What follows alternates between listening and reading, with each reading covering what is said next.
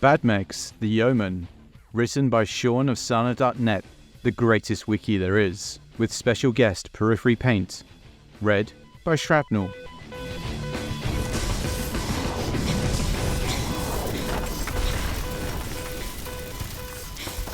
Sergeant Bixenen had fallen and couldn't get up. It wasn't entirely her fault. Being struck by counter-battery fire isn't expected to be a walk in the park for anyone, let alone a 60-ton walking death machine. What complicated the issue, for her, was that her Yeoman didn't have arms. Not really. Although labelled arms on her damage schematics, the boxy protrusions just contained a pair of long-range missile launchers that gave her mech impressive fire support capabilities. When it was standing, lying on its back, her Yeoman was little more than a 60-ton paperweight. The irony was that she really wasn't all that damaged. The likely long-ton blast, she couldn't say for sure, but the size of the explosion seemed a big hint, had removed a significant amount of her frontal armour, but the Yeoman was fairly well protected for an artillery mech. Far better than the LRM carriers that her external cameras confirmed were smouldering wrecks around her.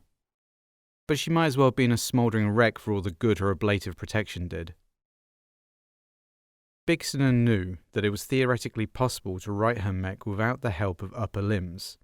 She had seen Solaris fighters do it, and amputee infantry did it all the time. At least, they did on the inspirational hollows that she'd often watched before drifting off to sleep. A lot of them performed a sort of martial arts trick that she didn't think was possible at 60 tons, but the rest of them just had to roll over onto their front, put one leg underneath, and then push. She tried just as she saw on the hollows, envisaging herself rocking side to side a few times before finally tipping onto her front. The only problem was that she had two giant boxes on either side that prevented her from so much as budging. All she managed to do was scrape yet more armour off her backside. Fire support! We need fire support! Calling for grid coordinate 0 Alpha 369. Fire for effect! It was Captain Scarl. It sounded like the front lines were taking a pounding, but there was little she could do about it. Sorry, sir. This is Fire Lance Charlie. We've been hit by counter-battery fire. The fire base is a wreck, and I'm flat on my back. Over. Scarl's response was equal parts urgency and fury. Bixenen, I don't care if you're fending off the third coming of Goretzky! We're getting slaughtered out here, and we need fire support now! Bixenen flinched in her neuro helmet. She once again checked her external sensors to confirm that the 3 LRM carriers and both J-27 ordnance trucks were either on fire or had been replaced by craters. Support staff were only now reaching the wounded, while others wandered away from the blast zone like zombies, clearly shell-shocked. They wouldn't be much help either. Then an idea came to her. Bixenen checked the requested grid coordinates and did a quick mental calculation, using all she had learned in her ballistics and classical mechanics courses to calculate the theoretical range of her weapons. Then she programmed her fire control computer to remove the missile safeties and to follow a non-standard flight path. Finally, she typed in the grid coordinates and squeezed the trigger on both her control sticks. LRMs erupted out of her Yeoman vertically but quickly bent into a ballistic arc toward the front lines.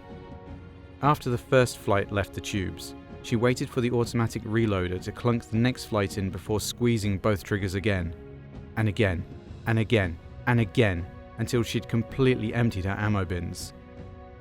The radio crackled for a moment before Captain Scarl's far calmer voice came through. Great work, Fire Lance Charlie. We've got 'em on the run. Drinks are on me tonight.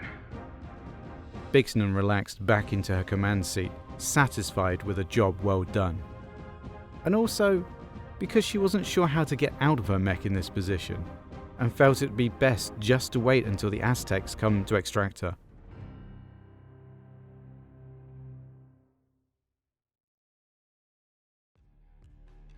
Following Curtis Militech's debut with the highly successful Wraith Battlemech, the company's next offerings targeted 2 requirements of any modern military: training and fire support.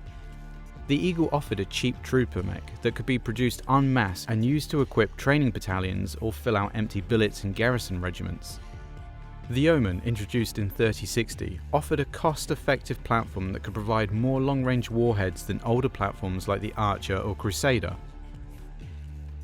Curtis Militech sold the Yeoman to the Free Worlds League military for most of its production run, with the occasional sale to some of the better-funded mercenary companies that operated within the league.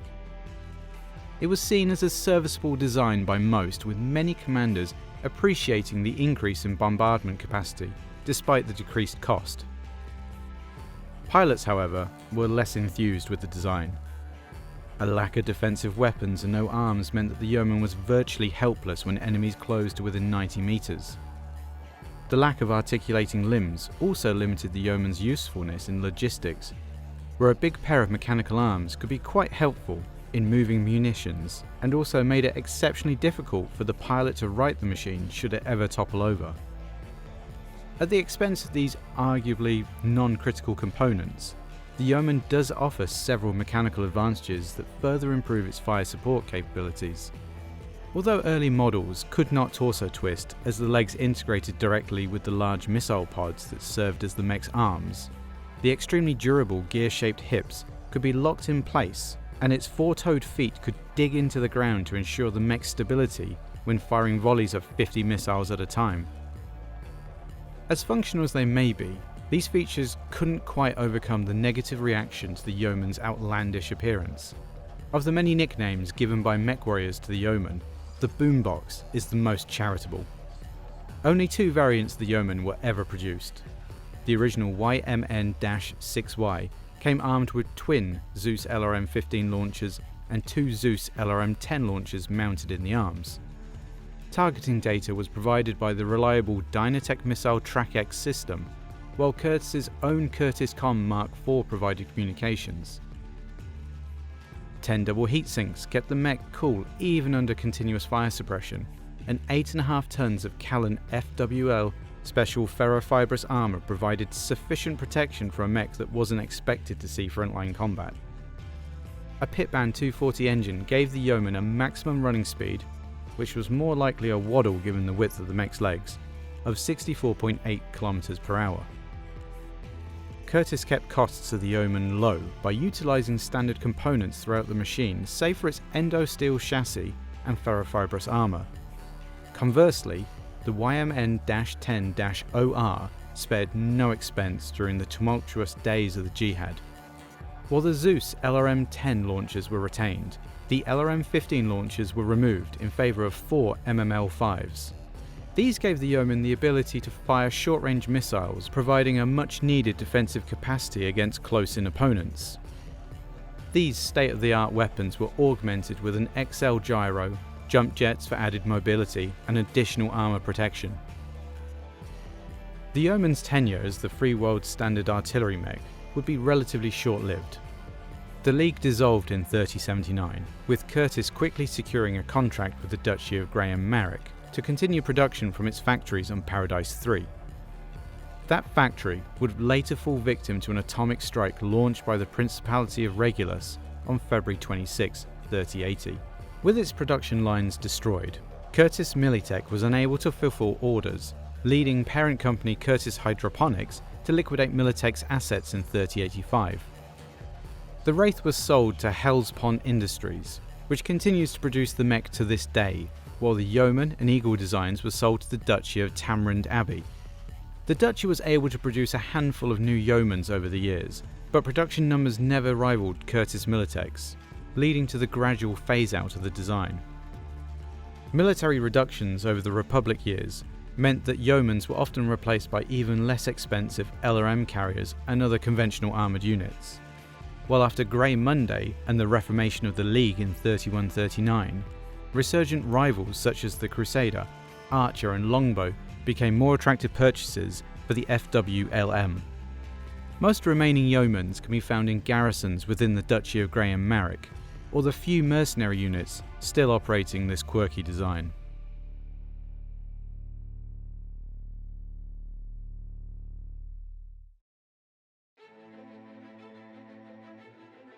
Hello folks, Shrapnel here. I hope you enjoyed this story. Thank you, Sean, for writing it. And to be honest, you could have gone harder on the Yeoman. We all know it. I don't know why you've gone light on this one, but my babies you destroy. This one, ooh.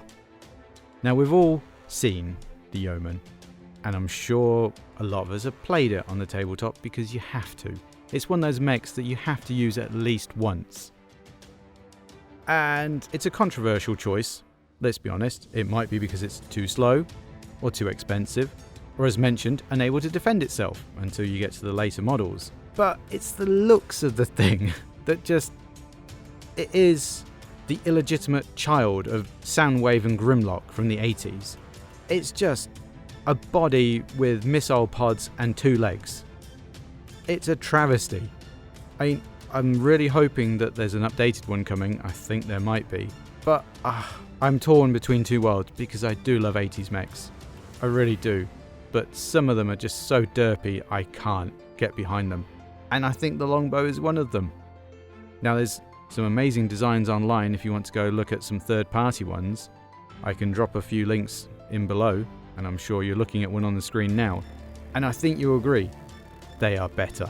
They are just better than a walking wall of missiles with legs. We digress. The point is, it does its job. It doesn't do it stylishly, but it's very competent mech in the early eras when it first came out. Compare it to the Archer or Crusader, more missiles. It's a dedicated artillery mech. It's that same problem that we always have, that you have a dedicated mech to do one thing and you run it at clanners, or you run it at assault mechs. You know, it's not meant for that, but we like to think it can do it, and often it can't. What do you guys think? Do you like the Yeoman? I'm on the fence, so sell me. Either way, let's hear it in the comments below. And it just remains to be said again, thank you Sean for writing this. Thank you for all the people that volunteer at Sarna. We love you guys, and it's the best damn wiki there is. Thank you all. Like, comment, subscribe. Go read Sarna, learn something, tell me what it is below. I'll catch you on the next one. Bye!